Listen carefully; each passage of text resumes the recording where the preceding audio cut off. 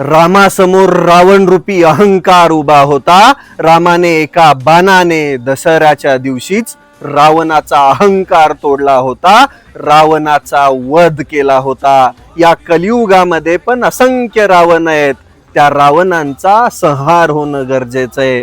महाराष्ट्रामध्ये अतिवृष्टीसारखं संकट कोसळलं, शेतकरी अगदी उद्ध्वस्त झाला, पण सरकार रूपी रावण अहंकार शेतकऱ्यांच्या मदतीला आलाच नाही। शेतकऱ्यांनो, सीमोल्लंघन करा आणि शेतकऱ्यांच्या हक्कासाठी लढा। शेतकऱ्यांनो, तुम्ही आज नाही लढलात तर आपलं भविष्य अवघड होऊन जाईल।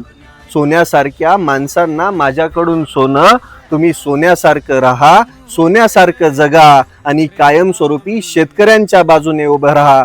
सर्वांना विजयादशमी दसऱ्याच्या हार्दिक शुभेच्छा। इस युग में 100 रावण फिर राम